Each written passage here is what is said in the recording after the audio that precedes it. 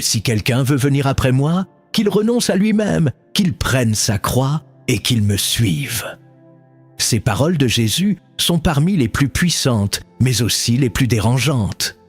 Elles ne caressent pas l'âme, elles la transpercent. Elles ne promettent pas le confort, mais la transformation. Jésus ne nous invite pas à l'observer de loin. Il nous appelle à marcher derrière lui, en portant une croix. Mais que signifie réellement ce commandement? Pourquoi cette exigence si radicale?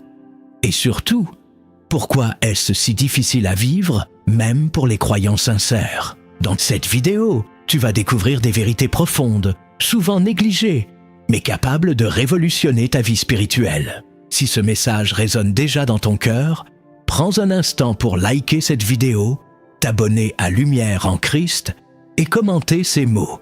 Je prends ma croix et je te suis, Jésus. Ce simple acte peut être le premier pas d'un chemin nouveau. Reste jusqu'au bout, car une prière t'attend. Elle pourrait bien être la clé d'un tournant spirituel dans ta vie. Jésus t'appelle. Entendras-tu sa voix? Lorsque Jésus prononce ces paroles, qu'il prenne sa croix et qu'il me suive, il ne parle pas dans un moment de paix ou de célébration.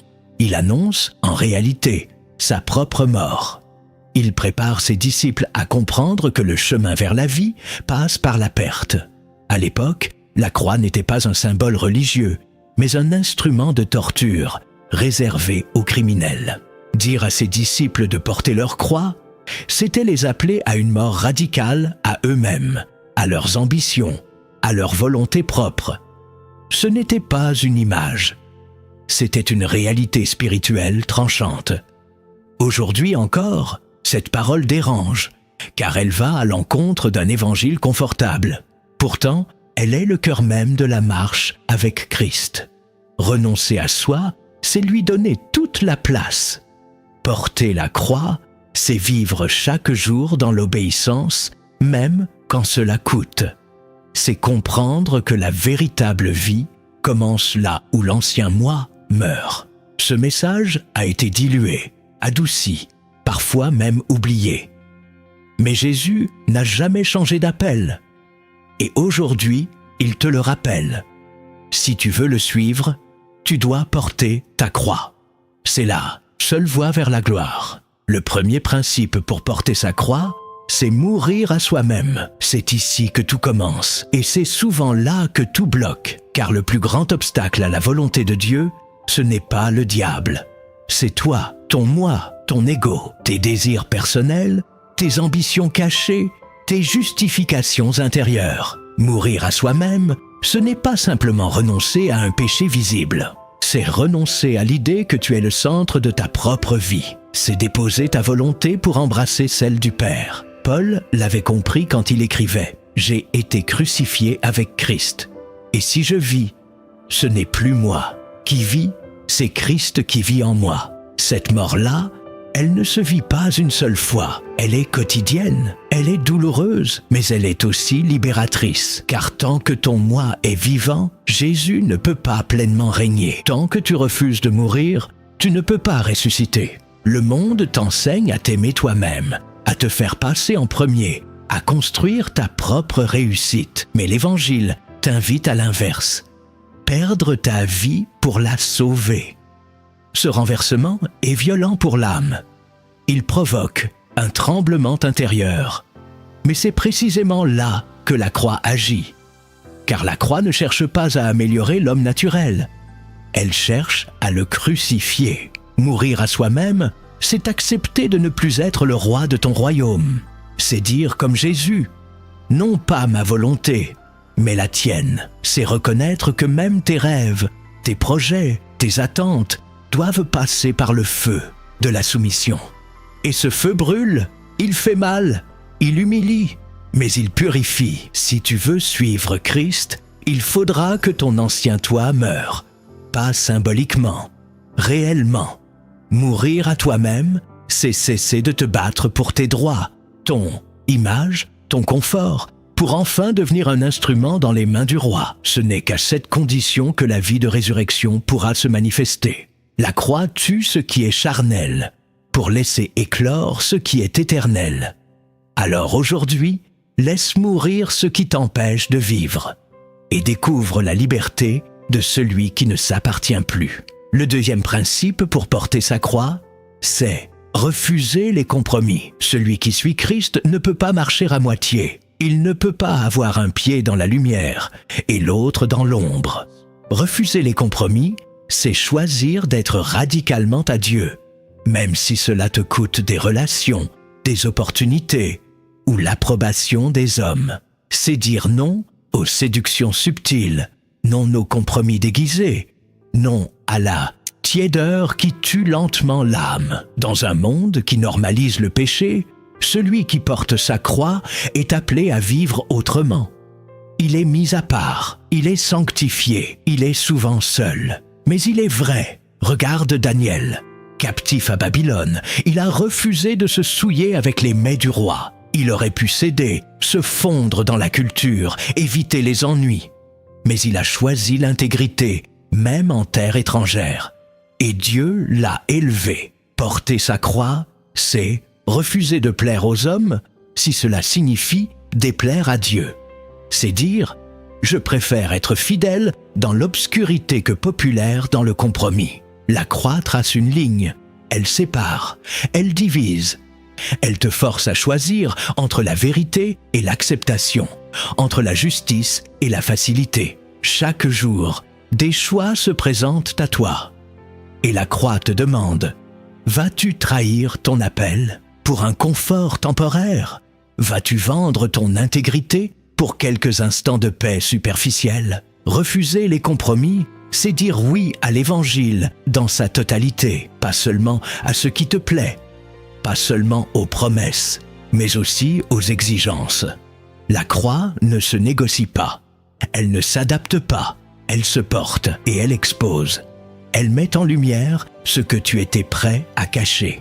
Alors si tu veux marcher avec Jésus, tu dois avoir le courage de dire non à ce qui attire ta chair, mais blesse ton âme. Tu dois choisir l'obéissance, même quand elle te coûte. Le croyant qui porte sa croix est un soldat. Il ne s'allie pas avec l'ennemi.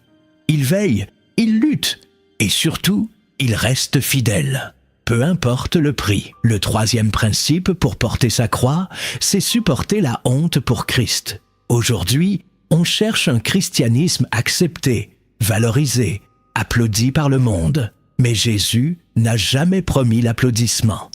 Il a promis le rejet, l'humiliation, la moquerie. Ils m'ont haï, ils vous haïront aussi. C'est ce qu'il a dit. Et pourtant, beaucoup veulent suivre un Christ glorifié, sans passer par l'opprobre de la croix. Mais la croix est une offense. Elle provoque, elle dérange, elle révèle. Elle ne cherche pas à séduire.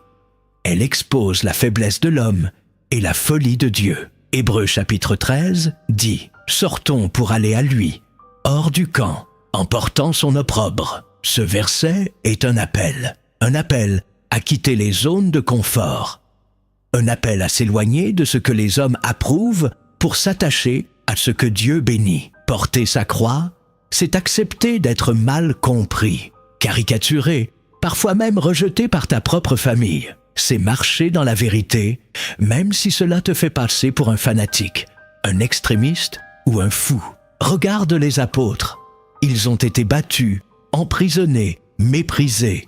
Et que dit la Bible? Ils se réjouissaient d'avoir été jugés dignes de subir des outrages pour le nom de Jésus. Quelle foi! Quelle force intérieure! Ils savaient que ce monde n'est pas leur récompense. Ils savaient que le regard du Père vaut plus que l'estime des hommes. Aujourd'hui, si tu veux suivre le Christ véritable, tu dois accepter de porter la honte avec lui. Cela ne signifie pas chercher la persécution, mais cela signifie ne pas l'éviter quand elle vient à cause de ton obéissance. Cela signifie parler quand Dieu te pousse à parler, même si cela dérange. Témoigner quand tout le monde se tait, résister quand tous cèdent, être fidèle quand tous renient, et au cœur de la honte, découvrir la gloire cachée. Car il y a une puissance dans la croix, une gloire invisible que seuls ceux qui l'embrassent peuvent voir. Si tu choisis de supporter l'opprobre pour le Christ, alors tu entres dans la lignée des véritables disciples, de ceux qui n'ont pas honte de lui, même quand tout les pousse à se taire. Et Jésus, lui, ne rougira pas de toi devant son Père. Le 4e principe pour porter sa croix, c'est obéir sans comprendre. Il y a des moments où Dieu parle et où tu ne comprends rien. Il te demande de quitter, de rester, de te taire, d'agir, sans te donner toutes les explications. Et cela dérange l'homme naturel qui veut tout saisir avant d'obéir. Mais la foi ne demande pas d'épreuve, elle demande une réponse. L'histoire d'Abraham en est l'exemple parfait. Dieu lui dit « Quitte ton pays, ta patrie et la maison de ton père, et va vers le pays que je te montrerai. » Pas de carte, pas de détails, juste une voie. Et Abraham partit. Il porta sa croix dès cet instant. La croix de l'inconnu, la croix du déracinement, la croix de l'obéissance. Porter sa croix, c'est parfois avancer dans l'obscurité, avec pour seule lumière la voix de Dieu. C'est accepter de ne pas tout maîtriser, de ne pas tout calculer, de ne pas tout prévoir. Obéir sans comprendre, c'est une forme de mort intérieure, la mort de l'orgueil intellectuel, la mort du besoin de contrôle, la mort du « je dois savoir ». Jésus lui-même a obéi jusqu'à la croix. Il a dit « Père, s'il est possible, que cette coupe s'éloigne de moi, et toutefois, non pas ce que je veux, mais ce que tu veux. » Il n'a pas reculé devant ce qu'il ne comprenait pas entièrement dans la chair. Il a dit oui, par amour et par foi. Et toi, accepteras-tu d'obéir même quand cela te dépasse, même quand cela te coûte, même quand cela semble illogique? Parfois, Dieu te demande de pardonner, de renoncer, de rester silencieux, sans te donner de justification. Et c'est là que la croix entre en jeu. La croix te pousse à dire « Je ne comprends pas, mais j'obéis ». Elle brise en toi le besoin d'avoir raison, d'avoir des garanties, d'avoir des réponses. Elle t'apprend à faire confiance à celui qui tient ta vie entre ses mains. Obéir sans comprendre, ce n'est pas être aveugle, c'est voir plus loin. C'est croire que Dieu est fidèle même quand le chemin est flou. C'est avancer, pas à pas, dans une lumière qui ne vient que pour ceux qui marchent par la foi. Le 5e principe pour porter sa croix, c'est marcher dans la sainteté. Trop de croyants veulent la puissance sans la pureté, l'autorité sans la consécration, la bénédiction sans la séparation. Mais la croix ne laisse pas de place au compromis moral. Elle est un lieu de purification, un lieu où la chair est crucifiée et où l'esprit prend le contrôle. L'Écriture déclare dans Romains chapitre 6, verset 7 « Celui qui est mort est libre du péché ». Ce verset ne parle pas de mort physique, mais de mort spirituelle. Mourir avec Christ, c'est être libéré de l'esclavage du péché. Ce n'est pas une théorie, c'est une réalité spirituelle que la croix rend possible. Porter sa croix, c'est dire non au péché, non à la tentation, non à l'ancienne nature. Ce n'est pas juste résister, c'est être crucifié. C'est refuser de laisser le péché avoir le dernier mot. Le croyant qui porte sa croix est conscient que chaque pensée, chaque regard, chaque parole peut soit honorer Dieu, soit l'attrister. Marcher dans la sainteté, ce n'est pas vivre dans une perfection inaccessible, mais dans une consécration réelle, visible, profonde. Ce n'est pas être sans faute, mais être sans compromis. C'est choisir de vivre chaque jour comme si Jésus revenait aujourd'hui. C'est sanctifier son cœur, ses pensées, son corps. C'est purifier ses intentions, ses habitudes, ses désirs. C'est fuir ce qui éloigne de Dieu et embrasser ce qui le rapproche. Et cela demande une vigilance constante, une guerre intérieure, une crucifixion de la chair. Car la chair ne veut pas être sainte, elle veut se satisfaire. Elle veut se justifier. Elle veut dominer. Mais la croix l'empêche de régner. La croix l'expose. La croix la tue. Tu ne peux pas suivre Christ avec un cœur divisé. Tu ne peux pas porter ta croix et flatter ton péché en secret. La sainteté n'est pas optionnelle. Elle est la conséquence logique de la croix. Si tu portes ta croix, tu marches dans la lumière. Tu refuses les ténèbres, même cachées. Tu vis pour plaire à Dieu, non pour impressionner les hommes. Et dans cette marche, tu découvres une joie pure, une paix profonde, une intimité avec Dieu que rien ne peut remplacer. Le 6e principe pour porter sa croix, c'est servir au lieu de dominer. Le monde te dit « Sois le premier, impose-toi, cherche ta place au sommet. » Mais Jésus te dit « Si quelqu'un veut être le premier, qu'il soit le dernier de tous et le serviteur de tous. » La croix renverse l'échelle des grandeurs. Elle détruit l'orgueil du trône et révèle la majesté du tablier. Le Fils de Dieu, lui-même, a lavé les pieds de ses disciples. Il n'a pas régné en tyran, il a aimé en serviteur. Matthieu, chapitre 20, verset 28 dit « Le Fils de l'homme est venu non pour être servi, mais pour servir, et donner sa vie comme la rançon de plusieurs. » Voilà l'essence de la croix. Se donner, s'abaisser, se dépouiller. Porter sa croix, c'est renoncer aux besoins de reconnaissance. C'est abandonner la course aux titres, aux honneurs, aux privilèges. C'est accepter de servir en silence, d'aimer sans retour, de bénir même ceux qui t'ignorent. Le véritable disciple ne cherche pas la visibilité. Il cherche la volonté du Père. Il ne s'élève pas, il se livre. Il ne domine pas, il s'incline. Et dans cette posture d'humilité, Dieu l'élève à sa manière. Servir, ce n'est pas une tâche secondaire dans le royaume. C'est la marque des fils. C'est le langage des cœurs crucifiés. Car seul celui qui est mort à lui-même peut vraiment servir les autres. Sinon, son service devient une performance, une stratégie, un outil de contrôle. Mais celui qui porte sa croix sert avec pureté, avec vérité, avec compassion. Il ne cherche pas à être vu. Il cherche à refléter le Christ. Le monde méprise les serviteurs. Dieu les honore. Le monde cherche les leaders. Le ciel cherche les humbles. La croix t'invite à descendre, parce que c'est là, au plus bas, que tu ressembles le plus à Jésus. Alors, ne cherche pas à briller, cherche à laver les pieds. Ne cherche pas à être servi, cherche à donner ta vie. C'est là que se trouve la vraie grandeur. C'est là que réside la puissance cachée de ceux qui ont embrassé la croix, non comme un poids, mais comme une vocation.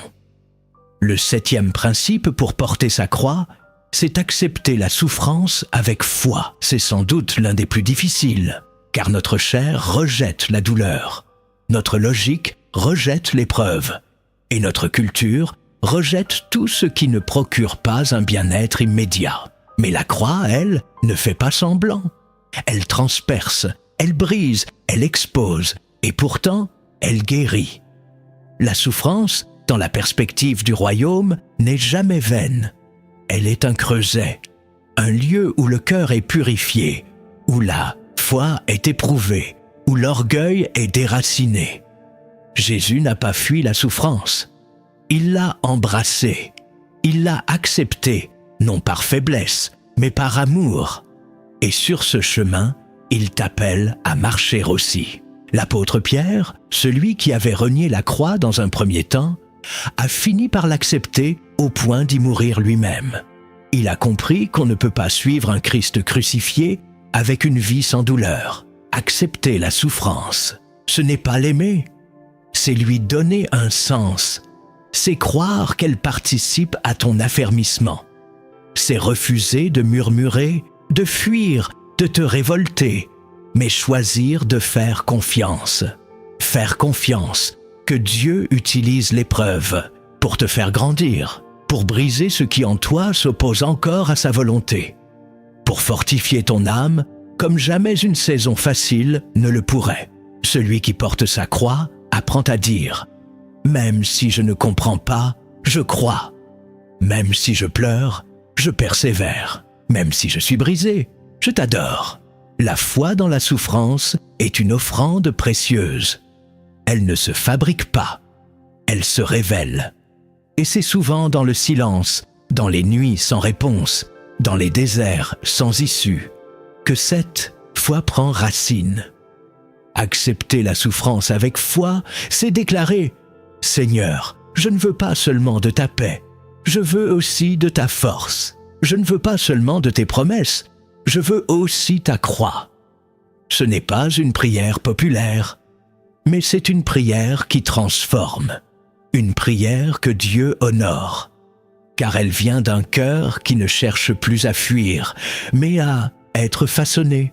Et celui qui accepte la souffrance avec foi découvre une paix que le monde ne pourra jamais offrir. Si tu as entendu ces 7 principes et que ton cœur est encore debout, alors sache que ce n'était que le commencement.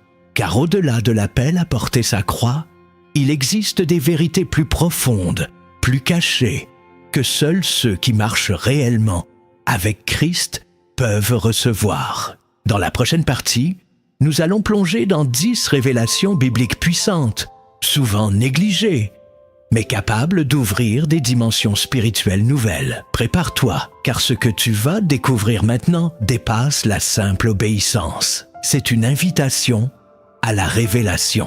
Première vérité cachée, la croix n'est pas un symbole de faiblesse, mais un trône invisible. Le monde voit la croix comme un échec, un instrument de torture, une fin, un scandale. Mais dans le royaume de Dieu, la croix est un trône. Ce n'est pas là que Jésus a perdu, c'est là qu'il a régné. Ce n'est pas là qu'il a été détruit, c'est là qu'il a triomphé. Car le plus grand mystère du royaume, c'est que la gloire passe par l'humiliation. La victoire passe par l'abandon. La couronne passe par les clous. La croix, dans sa laideur terrestre, cache une majesté céleste. Quand Jésus est suspendu entre ciel et terre, ce n'est pas un condamné qui meurt, c'est un roi qui gouverne. Il est élevé, non pas par les hommes, mais par le plan de Dieu. Et cette élévation, elle ne commence pas après la résurrection. Elle commence à la croix. C'est là qu'il désarme les autorités spirituelles. C'est là qu'il écrase la tête du serpent. C'est là qu'il rachète les âmes. Et cette vérité, le monde ne peut pas la voir, car elle est cachée aux sages et aux intelligents, mais elle est révélée à ceux qui portent leur propre croix. Si tu acceptes de perdre pour Christ, tu règnes déjà avec lui. Si tu acceptes d'être abaissé, méprisé, ignoré à cause de ton obéissance, alors tu sièges déjà sur un trône que le monde ne voit pas. L'humilité que produit la croix n'est pas une faiblesse, c'est une force invisible. Une force que le ciel reconnaît, une autorité que l'enfer craint. Plus tu descends avec Christ, plus tu règnes avec lui. La croix est le lieu où les vrais rois sont formés. Pas ceux qui écrasent les autres, mais ceux qui se donnent. Pas ceux qui contrôlent, mais ceux qui se sacrifient. Et Dieu ne confie jamais son autorité à ceux qui n'ont pas été brisés. Il ne donne pas sa couronne à ceux qui refusent la croix. Si tu veux exercer l'autorité du royaume, tu dois d'abord passer par le silence, le rejet, la solitude, la perte. C'est là que Dieu place ses trônes. C'est là qu'il reconnaît ses élus. La deuxième vérité cachée. La croix révèle ce que tu aimes vraiment. Quand tout est en ordre, quand ta vie est stable, quand Dieu bénit, il est facile de chanter, de prier, de dire « Je t'aime, Seigneur ». Mais quand la croix entre dans ta vie, quand elle te dépouille, te brise, t'humilie, alors ce que tu aimes réellement remonte à la surface. La croix agit comme un feu qui consume le faux et laisse apparaître le vrai. Elle met à nu les attachements du cœur. Elle expose les idoles cachées, les ambitions secrètes, les liens invisibles que tu croyais maîtriser. C'est dans la douleur que l'amour est éprouvé, dans le sacrifice que la loyauté est révélée. Judas a trahi Jésus non pas quand il prêchait ou guérissait les malades, mais quand il a compris que la croix approchait. Parce que son amour n'était pas pour Christ, mais pour l'image qu'il s'était faite de lui. Il aimait un Messie glorieux, pas un sauveur crucifié. Et toi, que fais-tu quand la croix vient troubler tes plans? Quand elle détruit ton confort, remet en question tes rêves, touche ceux que tu aimes? Aimes-tu encore Dieu, ou seulement ce qu'il te donne? La croix te demande, ton amour est-il réel ou conditionnel? Est-il enraciné dans la vérité ou dans tes attentes personnelles? Beaucoup suivent Jésus tant qu'il les guérit, les élève, les rassure. Mais quand il se tait, quand il conduit vers Gethsémane, il s'éloigne. Pourtant, c'est à ce moment-là que l'amour authentique se révèle. Celui qui porte sa croix découvre la réponse à une question que Dieu pose à chacun de ses enfants. M'aimes-tu? Plus que cela, plus que ta sécurité, plus que tes désirs, plus que ton avenir. La croix ne demande pas seulement ton obéissance, elle teste ton affection. Elle tranche entre un amour de surface et une passion profonde. Elle dépouille pour purifier, elle brise pour sanctifier. Elle arrache ce qui prend la place de Dieu pour que Dieu redevienne le centre. Si tu dis que tu aimes le Seigneur, alors laisse la croix sonder ton cœur. Laisse-la mettre à nu ce que tu refuses de voir. Et si ton amour résiste au feu, alors il brillera comme l'or devant le trône. La troisième vérité. La croix te prépare à l'invisible. Le monde forme les hommes pour ce qui se voit. Dieu les façonne pour ce qui ne se voit pas. Il ne t'équipe pas pour briller devant les hommes, mais pour tenir debout dans l'éternité. Et c'est la croix qui te rend apte à ce royaume invisible. Elle t'apprend à ne plus marcher par la vue, mais par la foi.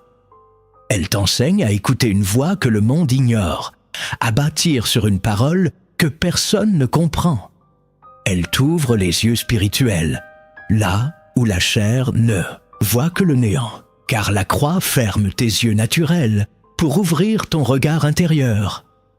Tu perds les repères du monde, mais tu gagnes la perception du ciel. Jésus a dit, « Heureux ceux qui n'ont pas vu et qui ont cru ». Ce n'est pas une faiblesse de croire sans voir, c'est une puissance que la croix libère. Dieu ne te prépare pas pour une gloire temporaire, mais pour une dimension éternelle.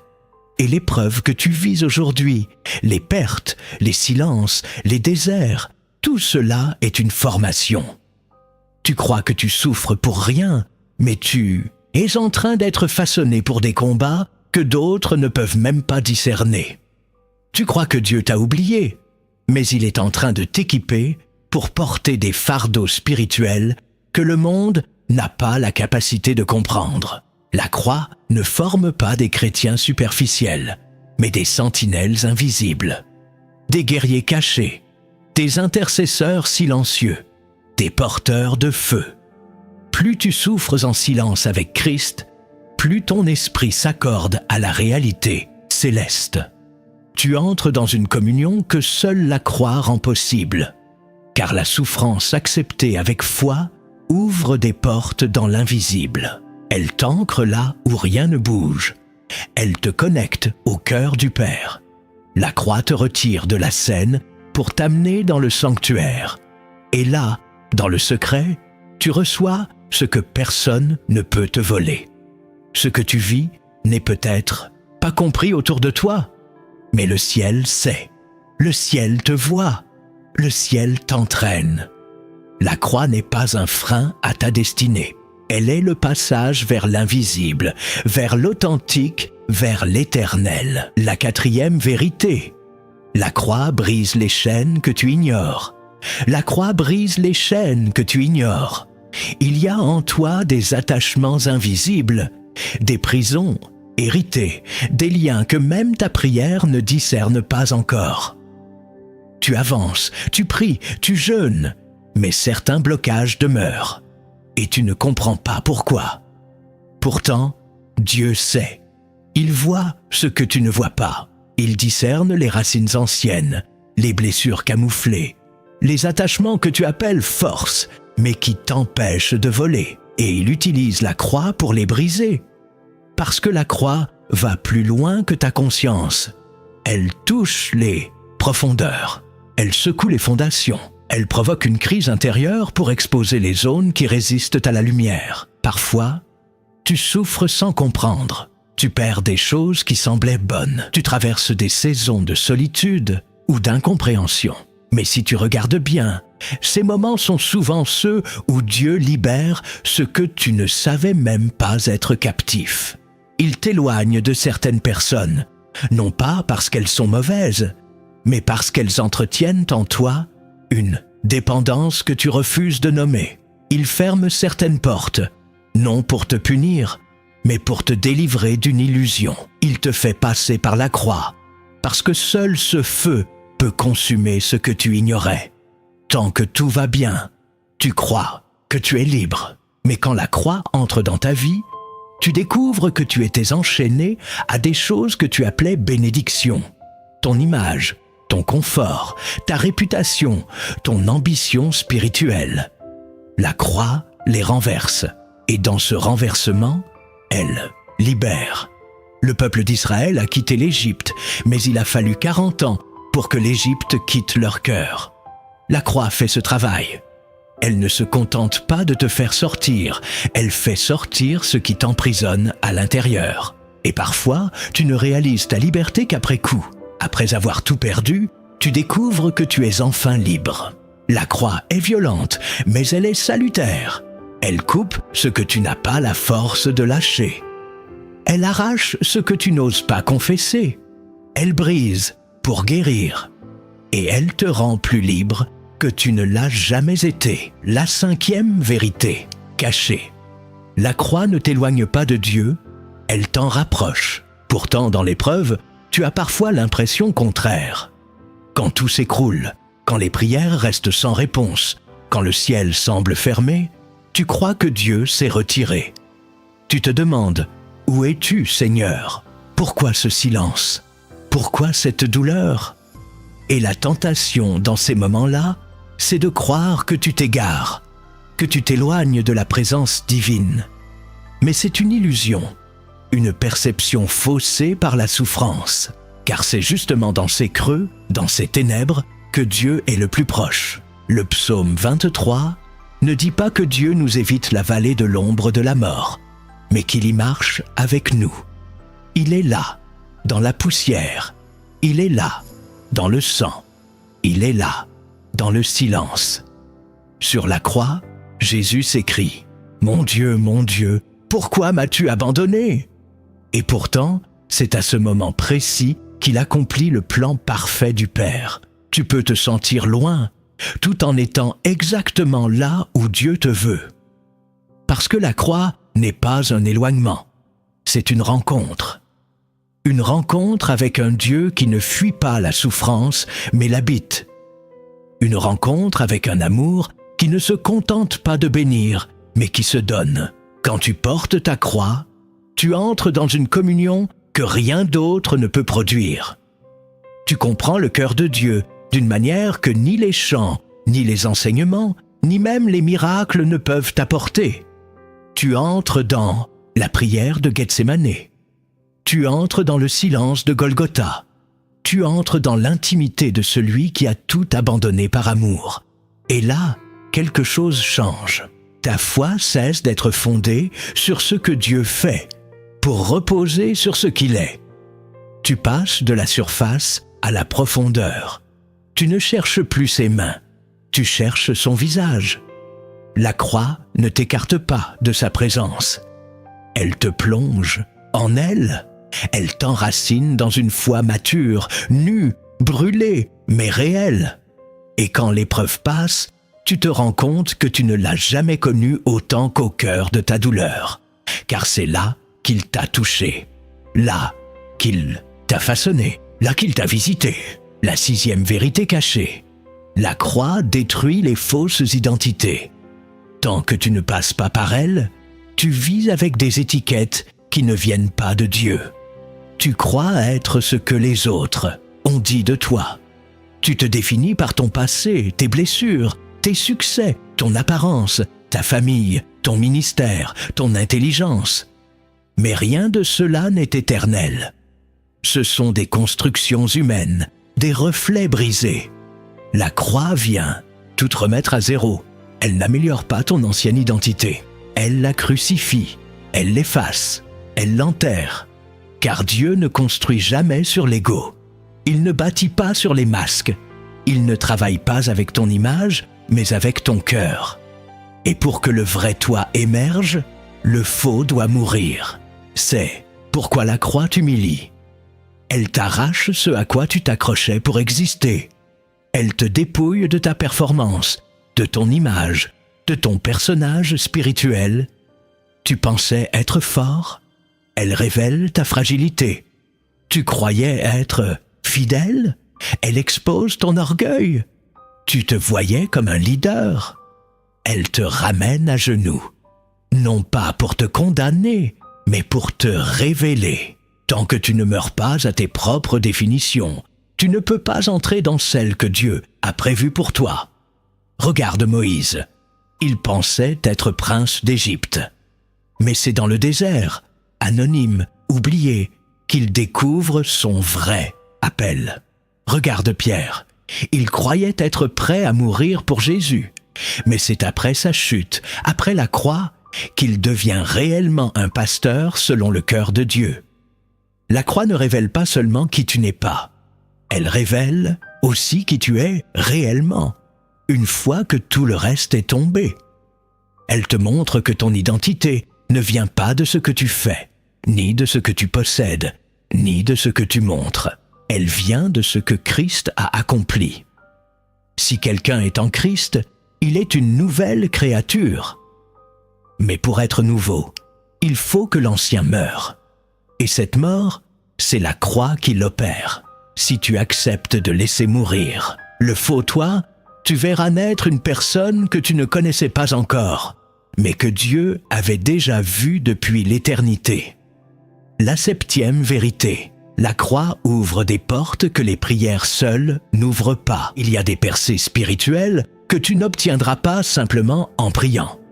Tu peux intercéder, jeûner, proclamer les Écritures, mais tant que tu refuses de mourir à toi-même, certaines portes restent fermées. Pourquoi? Parce que Dieu ne donne pas certaines clés à ceux qui veulent encore garder le contrôle. Il ne confie pas certaines dimensions de son royaume à ceux qui prient pour recevoir, mais refusent de se livrer. La croix, elle, est le lieu du dépôt total, et ce dépôt ouvre des réalités que la bouche ne peut pas forcer. Abraham a prié pendant des années pour un fils, mais c'est lorsqu'il en était prêt à le sacrifier que le ciel s'est ouvert sur sa destinée. C'est à cet instant que Dieu a juré de bénir sa postérité. Ce n'est pas sa demande qui a débloqué l'alliance, c'est son obéissance, sa croix. Il y a une puissance dans l'abandon que la parole seule ne peut pas déclencher. La croix attire l'onction.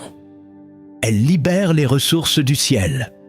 Elle brise les blocages spirituels les plus enracinés. Elle ouvre des chemins dans l'invisible que même 10 ans de prières intenses ne peuvent débloquer sans sacrifice.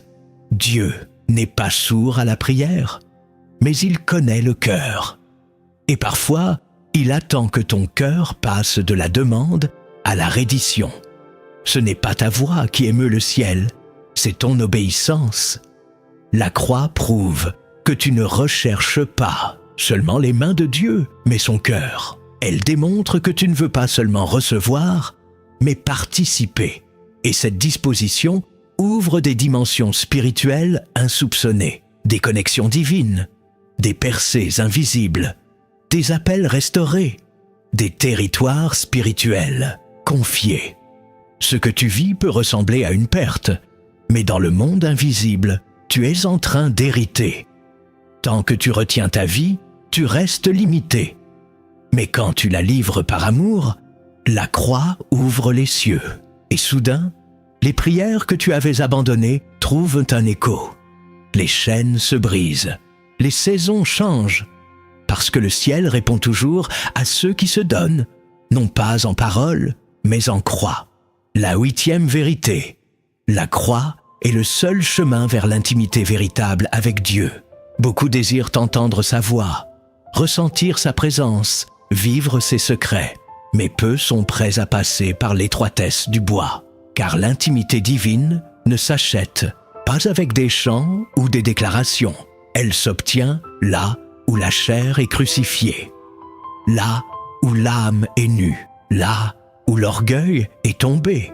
Tu peux fréquenter les assemblées, mémoriser les versets, t'immerger dans les rituels. Mais sans la croix, tu restes en périphérie. Tu entends parler de Dieu, mais tu ne le connais pas vraiment. Tu ressens parfois son atmosphère, mais tu ne portes pas son empreinte. C'est la croix qui t'y fait entrer, parce qu'elle détruit les murs entre toi et lui. Elle t'arrache à l'apparence, au faux raisonnement, au mécanisme de défense.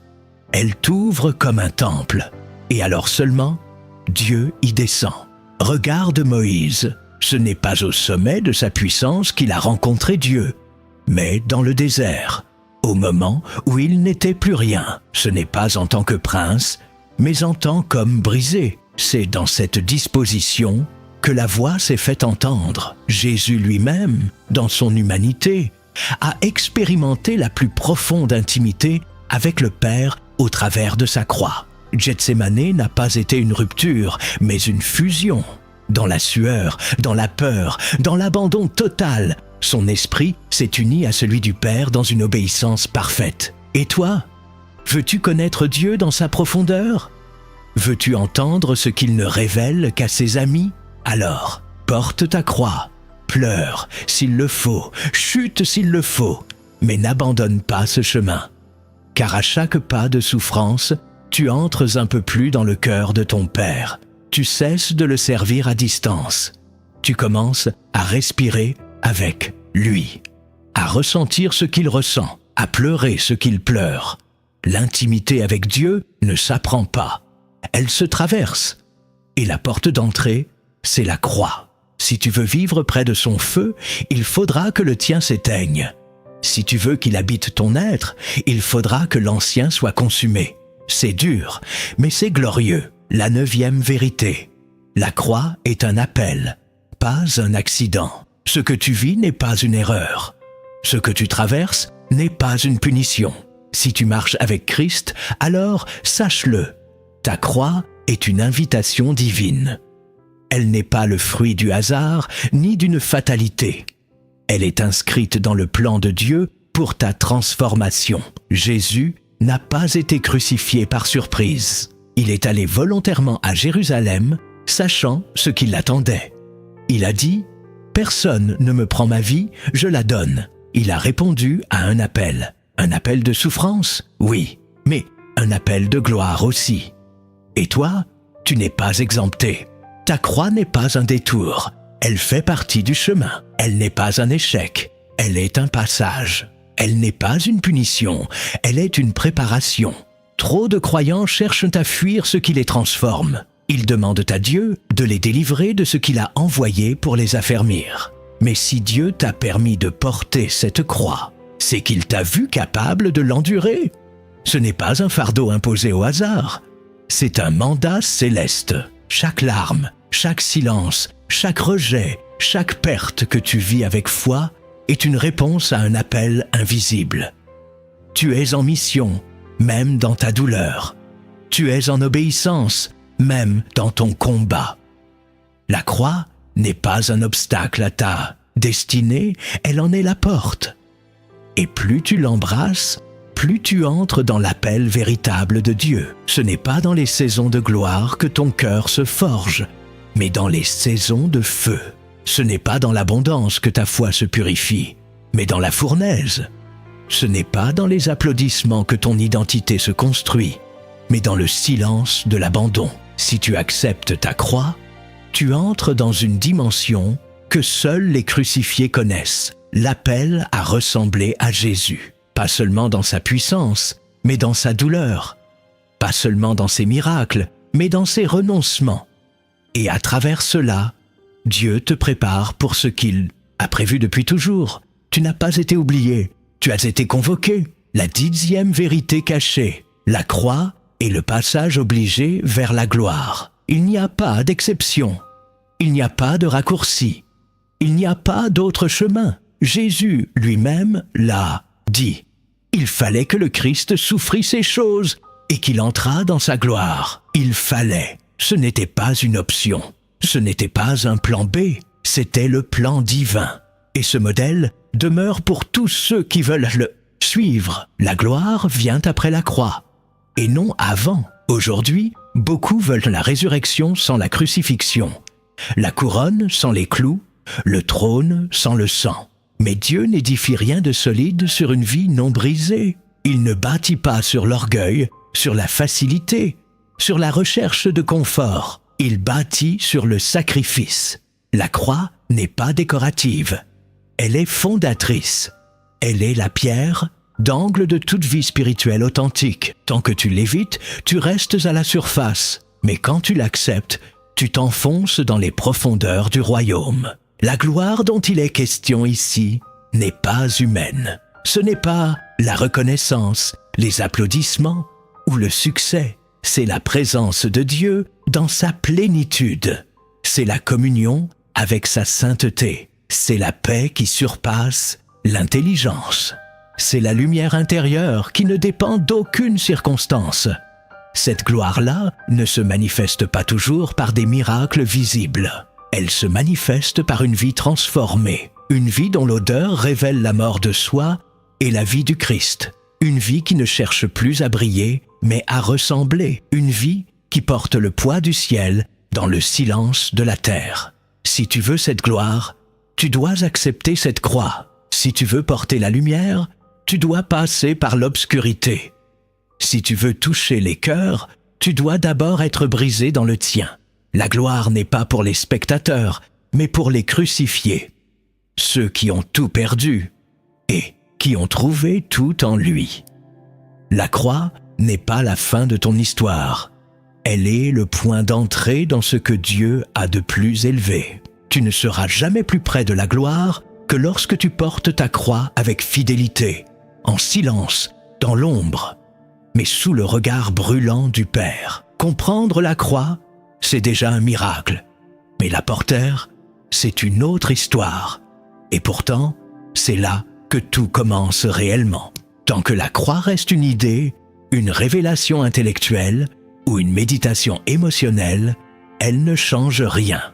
Elle doit devenir une expérience, une manière de vivre, une respiration quotidienne. Jésus n'a pas dit « étudiez la croix ». Il a dit « prenez votre croix ».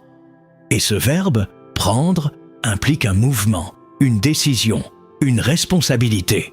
Il ne s'agit pas d'un poids qu'on nous impose. Il s'agit d'un fardeau que l'on choisit par amour. Le Christ n'a pas été traîné de force jusqu'au calvaire. Il a marché librement, parce que son cœur était livré. De la même manière, si tu veux expérimenter une vraie transformation, il faut que tu passes de l'écoute à l'engagement, de la contemplation à la crucifixion, de la connaissance à l'obéissance. La croix est un chemin qu'on marche, pas un message qu'on mémorise. Et ce chemin commence aujourd'hui, dans les choix simples, dans les réponses silencieuses, dans les luttes intérieures. À partir de maintenant, nous allons voir comment porter concrètement cette croix dans ta vie de prière, dans tes relations, dans tes combats et dans ton intimité avec Dieu. Ce que tu t'apprêtes à vivre, si tu l'acceptes, peut te conduire à une profondeur que tu n'as encore jamais connue. La première chose que tu dois comprendre, c'est que porter sa croix commence bien avant les épreuves. Ça commence dans ta chambre, dans le silence du matin, quand personne ne regarde, quand ton téléphone est encore éteint, quand le monde ne t'a pas encore happé. Porter ta croix, c'est d'abord venir devant Dieu non pas pour qu'il t'exauce, mais pour qu'il te transforme. Chaque matin, tu dois apprendre à te lever comme un sacrifice vivant. Tu ne viens pas avec une liste de demandes. Tu ne viens pas pour lui dire ce qu'il doit faire. Tu viens pour lui dire « Seigneur, aujourd'hui encore, je renonce à ma volonté. Prends la place. » Et c'est là que tout commence. Parce que cette prière-là n'est pas spectaculaire. Elle est invisible. Mais elle te vide de toi. Elle t'arrache doucement à tes automatismes. Elle t'enseigne à respirer selon l'esprit. Tu verras que si tu dis vraiment ces mots avec ton cœur, Dieu commencera à te montrer des choses, des résistances en toi. Des attachements que tu appelles normaux, mais qui te ralentissent. Des manières de prier qui sont tournées vers toi et non vers lui. Alors tu vas apprendre à changer de posture. Tu vas cesser de prier pour éviter la souffrance. Et tu vas commencer à prier pour rester fidèle même dans la souffrance. Tu vas cesser de prier pour que les choses bougent. Et tu vas commencer à prier pour ne plus bouger sans lui. C'est ça, porter sa croix dans la prière. C'est ne plus exiger, c'est se laisser façonner. C'est dire, fais ce que tu veux, même si je ne comprends pas, même si ça me coûte. Et quand tu pries comme ça, tu sens que quelque chose descend. Ce n'est pas une émotion, c'est une paix profonde, une paix qui ne dépend plus de rien. Parce que dans cette prière-là, tu ne tiens plus ta vie entre tes mains, tu la déposes. Et celui qui apprend à prier ainsi commence à marcher. Comme Jésus, la deuxième chose que tu dois accepter, c'est de te taire quand tout en toi veut parler. Tu veux porter ta croix, alors apprends à fermer ta bouche quand ton cœur veut crier. Ce n'est pas de la lâcheté, c'est une forme de puissance. Le monde t'a appris à répondre, à argumenter, à te justifier. Mais Jésus, lui, face aux accusations, face à l'humiliation, face à l'injustice, n'a pas ouvert la bouche.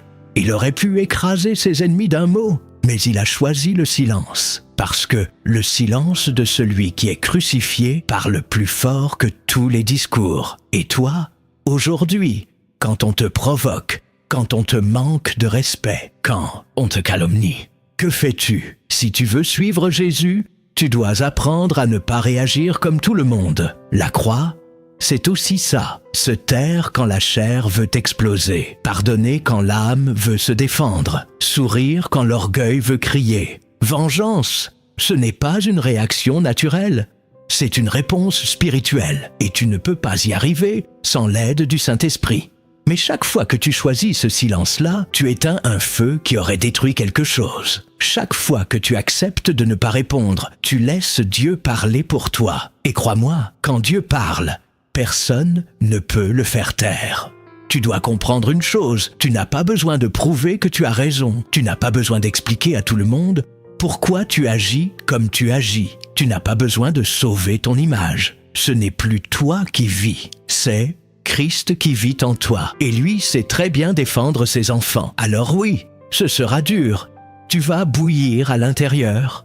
Tu vas avoir envie de dire tout ce que tu as sur le cœur. Mais si, à ce moment-là, tu choisis le silence, tu viens de porter ta croix. Tu viens de crucifier ton orgueil. Tu viens d'honorer le royaume. Et même si personne ne le voit, même si personne ne te félicite, le ciel, lui, t'a vu. Et ça suffit. La troisième chose que tu dois apprendre, c'est à briser tes réflexes, ces réactions automatiques que tu ne contrôles même plus. Tu sais, ces soupirs d'agacement, ce regard dur, cette parole tranchante, cette pensée rapide qui juge, qui méprise, qui veut dominer.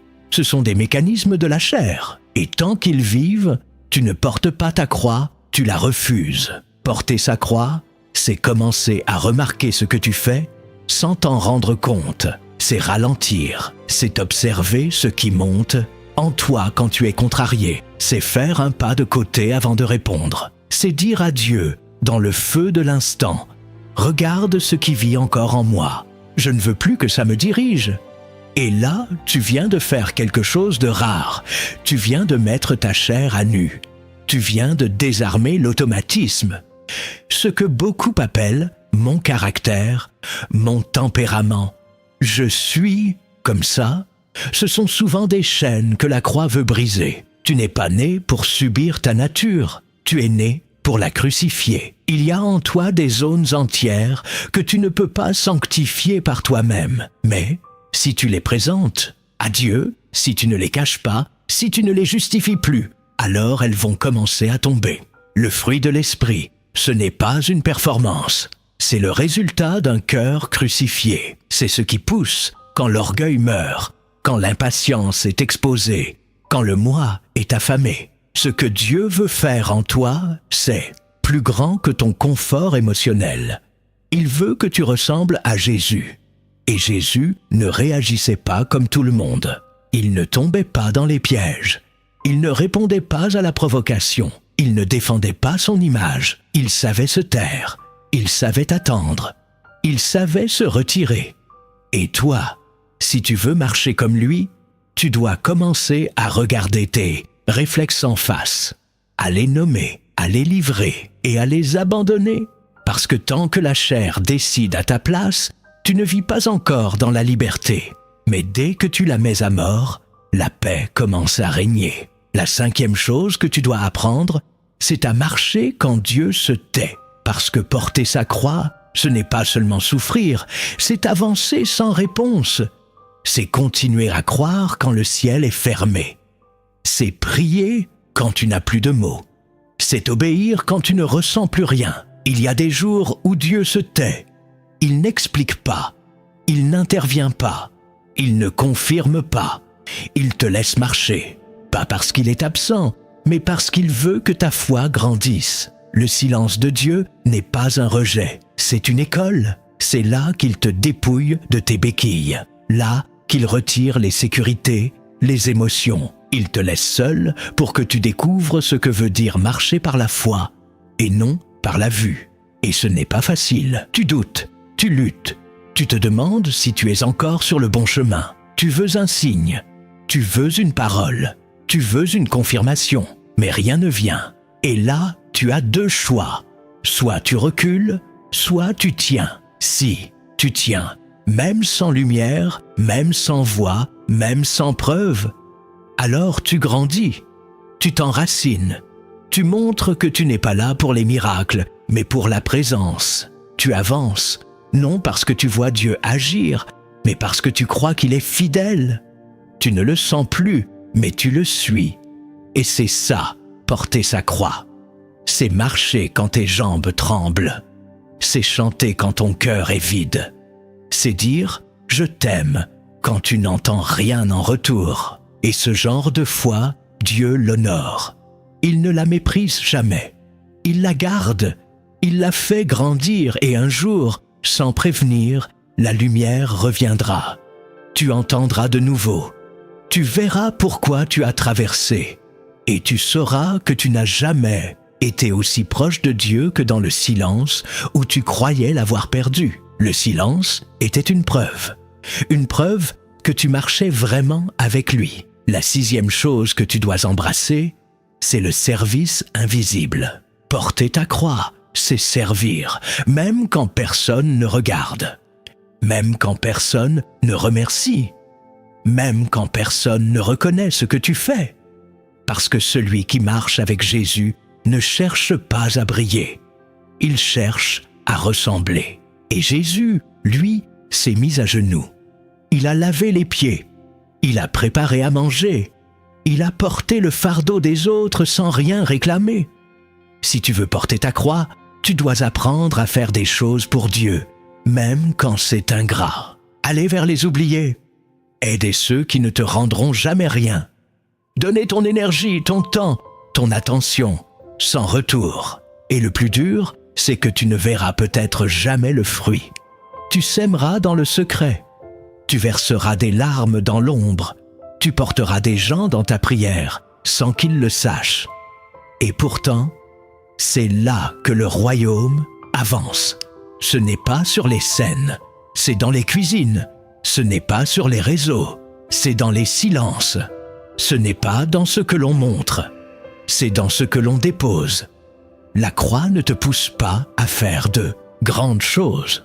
Elle t'appelle à faire des choses simples, avec un grand amour. Et c'est dans ces gestes cachés que Dieu se plaît. Parce que là, ton cœur parle. Là, il voit que tu n'agis pas pour être aimé, mais parce que tu aimes. Alors oui, tu seras parfois fatigué, parfois ignoré, parfois même rejeté par ceux que tu aides. Mais continue, le ciel te regarde. Chaque acte que tu fais dans l'amour est une semence éternelle. Et un jour, tu verras que rien n'a été perdu. Tu veux être grand? Alors apprends à servir petit. Tu veux impacter des vies? Commence par essuyer des larmes que personne ne voit. Tu veux faire la différence? Lave les pieds de ceux que tu ne comprends pas. Tu veux suivre Jésus? Sois le dernier. Celui qui porte sa croix ne monte pas sur un trône, il descend pour aimer. Et dans ce mouvement, Dieu se manifeste. La 7e chose que tu dois accepter, c'est de pardonner à ceux qui t'ont blessé. Vraiment. Pas en parole, pas en apparence, en profondeur. Porter sa croix, c'est libérer ceux qui t'ont crucifié. C'est dire à Dieu, je refuse de garder en moi ce poison. Et ce n'est pas facile, parce que certaines blessures ne sont pas petites. On t'a humilié, trahi, abandonné. On a marché sur ta confiance, sur ton innocence. Tu as essayé d'oublier, mais c'est encore là. Et la croix vient toucher ça. Pas pour t'imposer un fardeau, mais pour t'enlever celui que tu portes depuis trop longtemps. Tant que tu refuses de pardonner, tu restes lié. Tu dis que tu veux avancer, mais tu regardes encore derrière. Tu pries, mais ton cœur est divisé. Tu sers, mais ton âme saigne encore. Le pardon, c'est la clé. Et pas seulement pour l'autre, pour toi. C'est la seule manière de respirer à nouveau. Tu veux marcher avec Jésus? Alors souviens-toi de ces paroles, suspendues à la croix, les clous dans les mains. Père, pardonne-leur, car ils ne savent pas ce qu'ils font. Il n'a pas attendu des excuses. Il n'a pas attendu que les coupables regrettent. Il a libéré. Parce que l'amour libère. Et toi, si tu veux porter ta croix, tu devras libérer aussi. Même si on ne t'a jamais demandé pardon. Même si la blessure saigne encore. Même si la personne continue d'agir comme si de rien n'était. Tu dois choisir. Parce que le pardon, ce n'est pas une émotion. C'est une décision. C'est une rupture intérieure. C'est un cri qui dit « Je ne veux plus que ce mal décide pour moi ». Alors, commence là, aujourd'hui. Prends un temps avec Dieu. Dis-lui les noms. Dis-lui ce que tu ressens. Pleure si tu dois pleurer. Écris si tu dois écrire. Mais relâche. Dis-le avec ta voix. Je pardonne. Je ne garde rien. Je veux vivre. Tu verras que ce n'est pas un acte de faiblesse. C'est un acte de renaissance.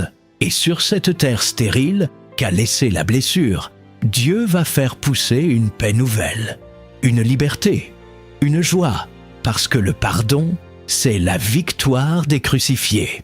Tu as entendu cette parole? Tu l'as reçue.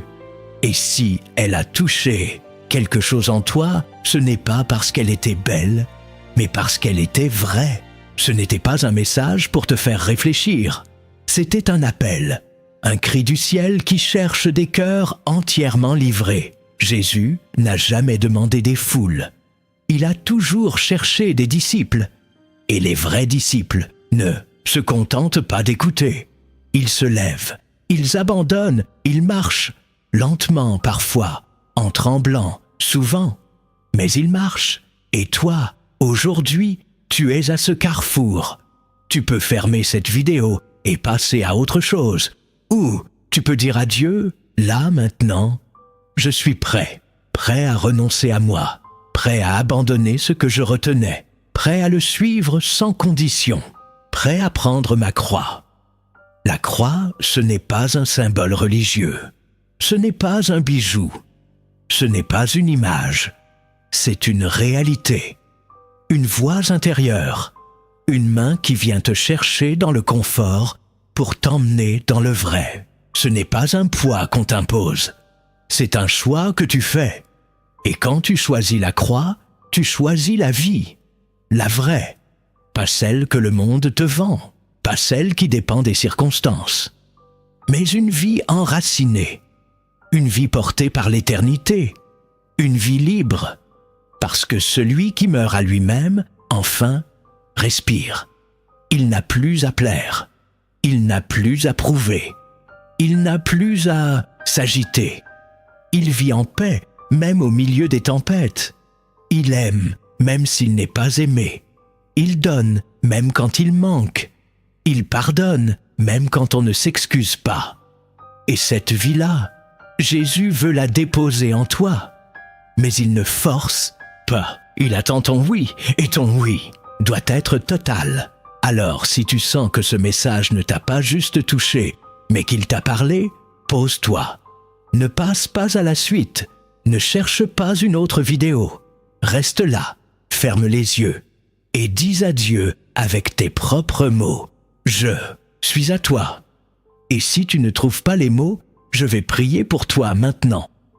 Pas une prière de confort, une prière de transformation. Père, voici ton fils. Voici ta fille. Tu les connais mieux qu'eux-mêmes. Tu connais les chaînes invisibles, les résistances, les blessures. Mais tu sais aussi ce que tu as semé en eux. Et aujourd'hui, je te prie, fais tomber les murs. Enlève la peur. Arrache le besoin de contrôle. Brise l'attachement à l'image, au confort, à l'ancienne vie. Viens, Saint-Esprit, et grave cette parole dans leur cœur comme un feu, qu'ils ne puissent plus vivre comme avant, qu'ils ne puissent plus prier comme avant, qu'ils ne puissent plus marcher comme avant, qu'un feu nouveau brûle en eux. Pas un feu d'excitation, mais un feu de consécration, un feu de fidélité. Donne-leur la force de dire oui à la croix, de porter le silence, le rejet, le renoncement, de pardonner, de servir, d'aimer, de tomber s'il le faut, mais de ne pas abandonner. Qu'ils comprennent que la croix ne tue pas la vie, elle la révèle. Qu'ils découvrent que ce que le monde appelle faiblesse, toi tu l'appelles puissance. Et qu'ils marchent, à partir de ce jour, non plus selon leur chair, mais selon ton esprit. Et toi, qui écoutes cette prière, je veux te parler encore. Si ce message t'a rejoint, laisse un mot en commentaire. Écris « Je choisis de porter ma croix chaque jour ». Pas pour les autres, pour toi, pour graver ton engagement dans un acte visible. Et si tu n'es pas encore abonné à cette chaîne, fais-le. Pas pour les chiffres, pour rester connecté à une parole qui te bâtit. Partage cette vidéo à une personne qui cherche Dieu, mais ne comprend pas pourquoi la vie est si rude. Peut-être que ce qu'elle appelle un échec est en fait l'appel de la croix. Et reviens ici souvent, pas pour te divertir, mais pour te rappeler qui tu es et pour qui tu vis. Reste fidèle, reste vrai, reste crucifié, et tu verras que ce n'est que là que commence la vraie gloire.